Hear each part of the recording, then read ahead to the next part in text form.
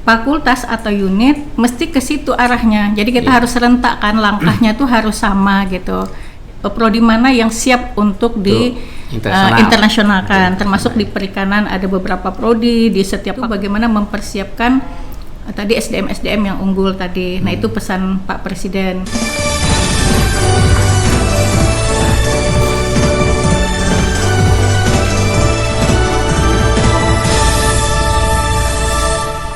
Assalamualaikum warahmatullahi wabarakatuh. Sahabat SEP TV semua dimanapun Anda berada. Jumpa kita pada hari ini dalam program spesial guest, tamu khusus, sebuah acara baru di SEP TV, Fakultas Perikanan dan Kelautan, TV Kampus Kebanggaan Universitas Riau.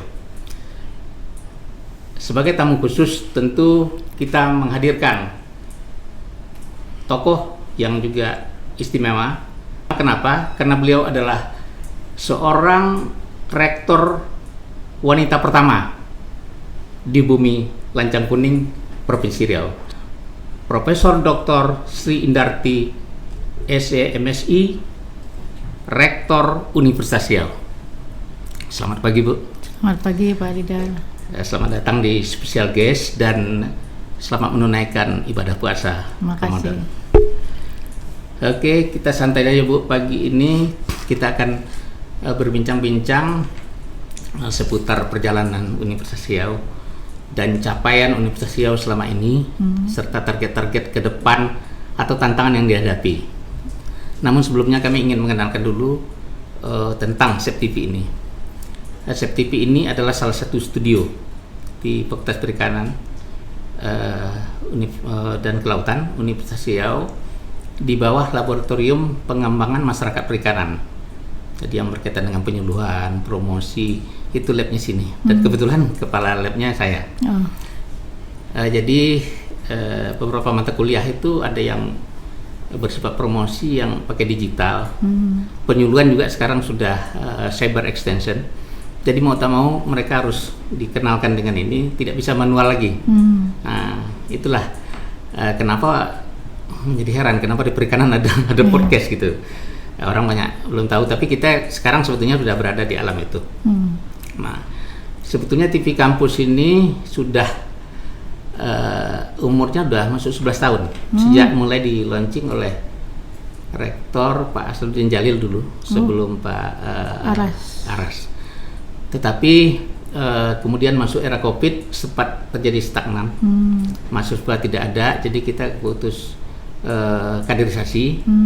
Tapi yang lain sebelumnya udah ada yang sampai ke Thailand, kita bawa ke Malaysia, mereka sudah bisa berimprovisasi sendiri. Nah, pada hari ini kami istimewa juga. Mengapa? Karena kita bermigrasi dari sistem siaran analog yang menggunakan antena biasa ke dalam virtual melewat YouTube. Makanya kami terima kasih sekali nih Ibu sudah berkenan hadir, dan kami memang mengharapkan ini ada satu tonggak sejarah di sini gitu. Baiklah, Bu Rektor, Ibu mungkin sudah hampir 2 tahun juga, Bu, ya? 2 tahun lebih. 2 tahun lebih. Beberapa bulan. 2 tahun. Banyak sekali kami melihat ya capaian-capaian yang Ibu peroleh. Terutama kalau kita lihat pada akhir tahun 2024 kan banyak penghargaan-penghargaan tuh. Mungkin Ibu bisa ceritakan sejauh mana makna penghargaan itu bagi UNRI yang Ibu rasakan. Oke. Baik, terima kasih Pak Ridal. Assalamualaikum warahmatullahi wabarakatuh. Waalaikumsalam. Pertama tentu saya apresiasi ya sama SEP TV karena sudah bisa bertransformasi. Nah, ini tentu sesuatu hal juga yang luar biasa ya, karena ini berarti bisa dipakai juga oleh mahasiswa-mahasiswa kita untuk magang gitu ya. Nah, apalagi sekarang kan memang dunianya sudah dunia digitalisasi, mau tidak mau memang kita harus bertransformasi. Dan saya tentunya bangga lah ya, ternyata di Fakultas Perikanan dan Kelautan juga punya studio seperti ini yang bisa menaungi ya banyak kegiatan dan juga banyak manfaat, saya pikir itu. Nah, terus yang kedua, saya juga terima kasih sudah diundang sebagai special guest ya. Nah, di kesempatan ini terutama kepada Pak Ridar dan tim, saya ngucapin terima kasih karena dikasih kesempatan untuk semacam wawancara lah seperti itu gitu. Nah, baik, saya mungkin jawab sejauh mana peran daripada prestasi-prestasi yang dicapai oleh Universitas Riau. Nah, prestasi ini bisa dicapai itu karena kolaborasi semua pihak, kemudian kontribusi semua pihak. Jadi saya berterima kasih lah kepada semua unit, fakultas, semua lembaga yang di bawah Universitas Riau. Kemudian juga seluruh Civitas Akademika yang berkontribusi, baik itu pimpinan, baik itu dosen, baik itu tendik gitu, tenaga kependidikan juga, kemudian juga mahasiswa-mahasiswa yang juga banyak berkontribusi kepada kita, termasuk juga alumni dan eksternal ya. Nah, apa makna yang bisa kita ambil? Artinya sebenarnya Universitas Riau itu punya potensi untuk maju berkembang seperti perguruan tinggi maju lainnya. Nah, tapi intinya adalah semua kita mesti memang bersinergi untuk mencapai itu. Nah, gitu. Jadi misalnya di tahun 2024 akhir kita Universitas Riau dari akreditasinya A bisa unggul. Nah, itu tentu sebuah prestasi yang capaian yang luar biasa buat Civitas Akademika. Dan itu bisa diraih karena kerjasama semua tim. Nah, jadi saya yakin kalau kita berkolaborasi, capaian-capaian yang tadi kita targetkan bisa tercapai. Nah, di tahun 2024 itu juga kita selama ini yang disebut dengan Maturity Index, indeks kedewasaan Universitas Riau yang tadinya nilai kita 2,23, nah terus kita juga meraih nilai 3,14. Nah, ini menurut DJPB itu kita sudah dianggap sebagai nilai yang baik yang juga dalam kedewasaan. Nah, kemudian juga banyak prestasi-prestasi lainnya itu yang juga dicapai, misalnya kita memperoleh skor PPID itu yang tadi kita kurang informatif menjadi informatif. Nah, jadi beberapa lah prestasi, termasuk Sintareng kita juga meningkat, termasuk juga ranking Webometrik kita juga naik ke peringkat 17, kemudian juga akreditasi perpustakaan yang mempertahankan masih nilai A, kemudian juga UI Grand Metric kita juga dapat dapat nilai yang baik gitu ya, dan seterusnya. Dan dari kementerian sendiri kita juga dapat 3 penghargaan. Ada kita dapat gold winner sebagai PKKM terbaik, kemudian juga silver winner di dalam PD Dikti terbaik, kemudian kita juga silver winner dalam kerjasama internasional terbaik. Gitu. Nah, jadi beberapa penghargaan tadi ya sangat bermakna lah buat Universitas Riau ke depannya. Jadi orang melihat UNRI tidak lagi hanya mungkin melihat sebelah mata gitu ya Pak Ridar ya, tapi orang melihat UNRI, ternyata UNRI itu juga bisa berkembang maju seperti juga universitas lainnya. Nah, kemudian kita melihat sekarang kita ada bantuan gedung 10 sekarang 10 gedung, betul. Asian Development Bank. Itu sebagian sudah digunakan. Mungkin Ibu bisa jelaskan apa saja yang sudah digunakan dan yang lain bagaimana nanti rencananya. Oke. Ya.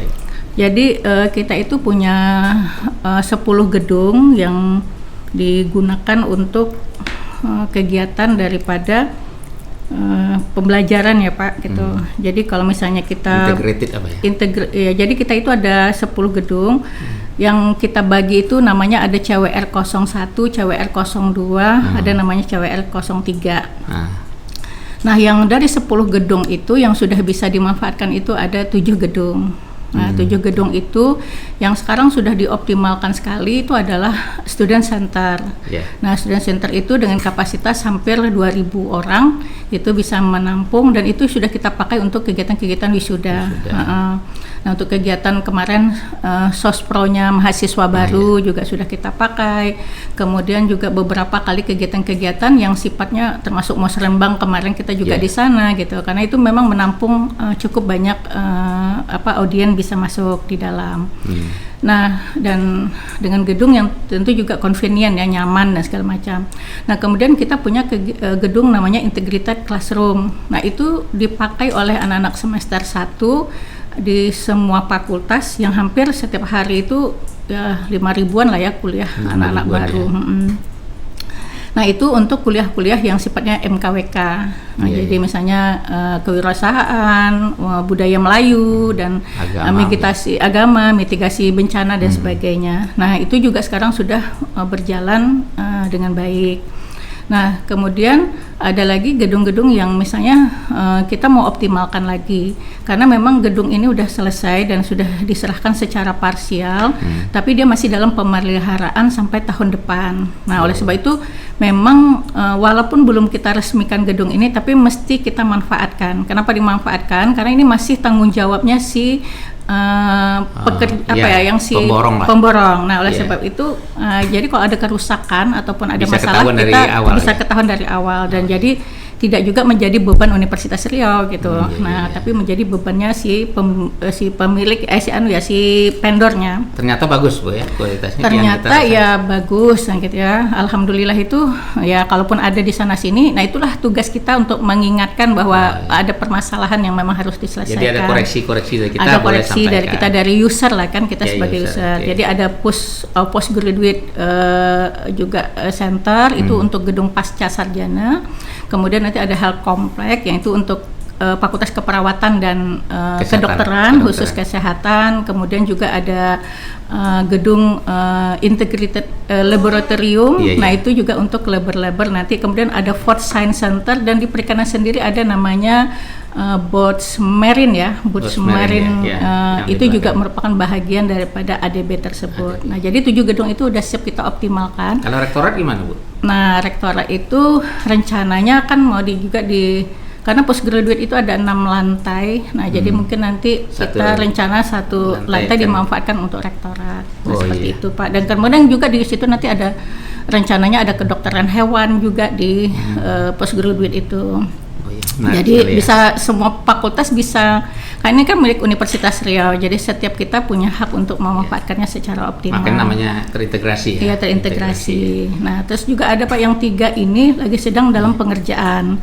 Yang 3 itu kan memang CWR 02 itu ada training center, terus ada main library, nah kemudian ada lagi satu IT center. Nah, 3 gedung ini memang dalam proses pengerjaan, karena kemarin terhenti ada beberapa masalah yang bukan dari kita sebenarnya. Permasalahan itu adalah dari si perusahaannya. Nah gitu, lalu kita putus kontrak, lalu kita lanjutkan lagi sekarang. Nah, ini kita dikasih kesempatan itu diperpanjang sampai bulan Juli 2025 untuk mencari calon udah dapat pemenangnya. Jadi mereka sekarang ada perusahaan India Karya yang sudah sedang menyelesaikannya. Nah, seperti itulah kira-kira. Iya, menarik sekali ya perbincangan banyak prestasi walaupun baru 2 tahun lebih baru Bu ya nampak. Ada satu prestasi lagi yang saya agak menonjol, itu kan target Bu Rektor dulu waktu awal-awal Rektor tuh ingin menjadikan UNRI ya go internasional atau akreditasi, dan sekarang Fakultas Ekonomi dan Bisnis dapat. Iya, betul Pak. Nah, itu kan bisa motivasi juga nanti ke yang lain. Itu bagaimana ceritanya Bu? Nah, jadi itu ceritanya Pak Rida dan juga pemirsa yang lainnya ya. Jadi kita itu kan dari awal memang sudah berniat ya Pak, dan mempunyai tekad lah dengan pimpinan, wakil rektor, dekan semua gitu ya. Bagaimana kita bisa ada akreditasi internasional di Universitas Riau. Karena pertama itu kita melihat setiap kali akreditasi pasti ada pertanyaannya, sampai sejauh mana mahasiswa asing ada di sini kan gitu ya Pak ya. Bapak juga mungkin karena kita semua pernah di prodi pasti tanya udah berapa jumlah. Nah, itu satu. Nah, kita berpikir mesti ada nih satu yang mewadahi prodi untuk memenuhi kebutuhan itu.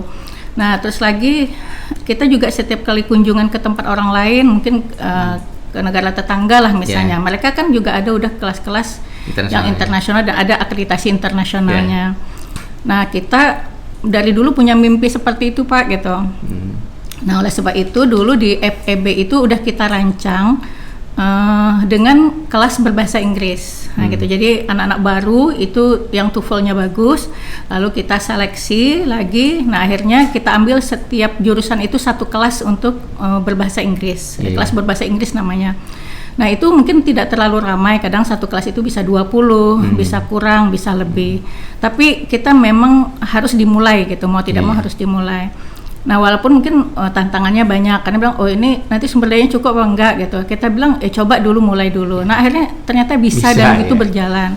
Dan saya melihat banyak sekali manfaatnya anak-anak yang lulus misalnya seperti ISMA, program-program berangkatkan gitu ya. Terus anak-anak yang pergi student mobility, yang pergi juga student exchange gitu ya.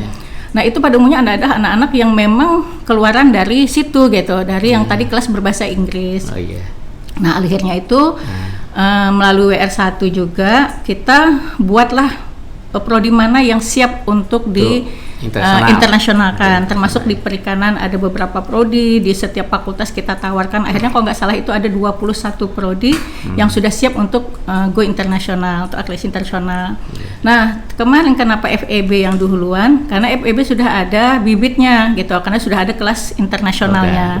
Nah, jadi kita lebih siap. Jadi kita tinggal nanti kalau misalnya pas ada wawancara dengan mahasiswanya, sudah ada mahasiswanya yang memang merasa dia sudah sebagai alumni kelas bahasa Inggris, karena kita kasih mereka juga sertifikat yang bahwa mereka adalah alumni kelas bahasa Inggris. Nah, jadi dari situ Pak. Nah, jadi cuman kan untuk mendapatkan itu kan perlu biaya yang besar dan tidak hanya dipersiapkan dari fakultas atau jurusannya, tapi dia harus kolaborasi dengan juga universitas. Sebagai apakah itu pensupport dana, apakah itu juga misalnya dari tim, karena kan pada saat mereka divisitasi bukan hanya prodi dan fakultasnya yang divisitasi, tapi juga pihak rektorat ada di situ, wakil rektornya ada di situ, lembaganya ada, LPPM-nya ada, LPPMP-nya gitu. Harus sentak bergerak gitu. Nah, akhirnya ya udah kita melalui LPPMP yang mengkoordinir. Nah, untuk tadi memfasilitasi beberapa prodi yang siap untuk go internasional. Dan itu ada prodi yang udah mendaftarnya udah banyak. Banyak, udah kita SK-kan malah Pak Ridar. Jadi yang sekarang yang sudah keluar alhamdulillah itu bulan Maret lah kemarin, barusan ini keluar. Tapi itu kan kita yang teknik itu juga sudah mulai kemarin ada. Nah, kemudian kalau FEB itu kan sudah mulai dari setahun yang lalu lah gitu. Udah spesiasi baru keluar kemarin Maret. Nah, itulah kira-kira Pak Ridar perjalanan. Jadi memang kolaborasi semua. Jadi nggak hanya bisa pihak fakultas atau prodi aja, tapi juga harus disupport oleh pihak universitas atau rektoratnya. Melihat perkembangan seperti itu, Bu Rektor ya. Tentu untuk strategi pengembangan perencanaan ke depan harus ini dasarnya Ibu, mengembangkan apa lagi gitu. Dalam musrenbang kemarin ini jadi bahan pertimbangan prestasi ini untuk pengembangan ke depan. Betul. Apalagi, seperti apa tuh gambaran umum saja? Iya, jadi kan gini Pak Ridar, kita itu kan punya visi ya, yang maksud saya itu visi, walaupun visi sudah ditetapkan sebelum kita lah gitu ya. Nah, kita mau go internasional di kawasan Asia Tenggara kan gitu. Nah, jadi saya pikir ya harus kita tindak lanjuti gitu. Nah, oleh sebab itu kita turunkanlah dalam 10 program strategis Universitas Riau. Nah, 10 program strategis itu jadi fakultas atau unit mesti ke situ arahnya. Jadi kita harus serentakkan langkahnya tuh harus sama gitu. Jadi kalau misalnya kita mau internasional ya harus serentak ke situ arahnya. Jadi semua alokasi, anggaran, kegiatan, program tentu harus serentak. Nah, oleh sebab itu kan kita beri pedoman namanya 10 program strategis Universitas Riau kan gitu ya.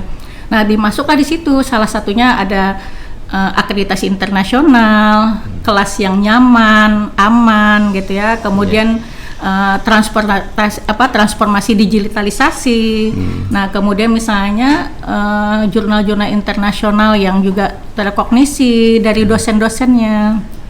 Nah, kerjasama yang juga cukup luas gitu ya. Nah, jadi membangun kemitraan, jejaring dan sebagainya. Jadi kita berilah setiap unit itu dengan tadi 10 program strategis yang kita bergerak ke sana langkahnya supaya bisa menyusun ke arah situ. Nah, sehingga capaian-capaian kita tadi ya bisa tercapai. Nah, seperti itu Pak gitu. Jadi kita tuangkanlah di dalam itu. Nah, gitu.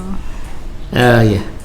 Memang menarik sekali ya perkembangan terakhir ini dalam 2 tahun terakhir terutama di Universitas Riau karena kita tantangan dengan masyarakat juga tinggi. 2 hari lalu kami dengar informasi Ibu diundang ke Jakarta dengan rektor-rektor lain berbuka puasa bersama ya, dengan Bapak Presiden. Pak Presiden. Mungkin ada bocoran-bocoran untuk strategi pendidikan ke depan, bagaimana pesan-pesan beliau dari Pak Presiden. Jadi begini Pak, sebenarnya kan Pak Presiden itu inginnya ya salah satunya karena kita di perguruan tinggi tentu kan pinginnya SDM kita tuh udah SDM yang unggul. Yang nanti di tahun 2025 mereka kan menjadi generasi emas lah ya. Nah, karena memang kan mereka lagi penerus-penerus kita sebagai pemimpin-pemimpin bangsa seperti itu. Nah, itulah dipersiapkan. Jadi perguruan tinggi itu bagaimana mempersiapkan tadi SDM yang unggul tadi. Nah, itu pesan Pak Presiden kan sesuai dengan salah satunya kan di Astacita itu juga seperti itu. Nah, kemarin tapi di samping itu juga untuk mencapai high income. Jadi kan 2045 itu kan kita sudah jangan lagi berada di middle tapi sudah di high income kan. Nah, oleh sebab itu bergeraknya juga serentak. Jadi misalnya Pak Presiden ingin ada swasembada pangan. Nah, seperti itu, swasembada energi. Nah, seperti itu dan juga tadi SDM yang unggul untuk nanti juga mereka adalah menjadi penerus-penerus kita dengan tadi kondisi yang memang diharapkan 2045 itu kita udah siap dengan pertumbuhan ekonomi yang cukup tinggi. Nah, seperti itu ditargetkan gitu. Ya, menarik sekali. Mungkin banyak ya harapan-harapan, tantangan kita. Ya, mudah-mudahan Ibu Rektor ini tetap sehat. Amin. Ya, semangat bisa mencapai segala target-target yang disiapkan. Terima kasih sekali lagi kepada Ibu Rektor kita waktu yang sangat terbatas karena kesibukan Ibu Rektor juga sebagian ya.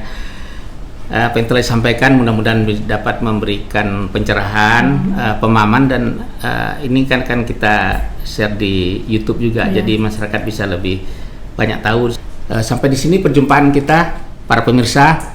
Kita akan bertemu kembali pada episode special guest yang akan datang tentu dengan tamu-tamu istimewa yang tak kalah istimewanya dengan hari ini. Amin. Akhirnya kami tutup dengan wassalamualaikum warahmatullahi wabarakatuh. Waalaikumsalam warahmatullahi wabarakatuh. Harapan tumbuh dalam hati.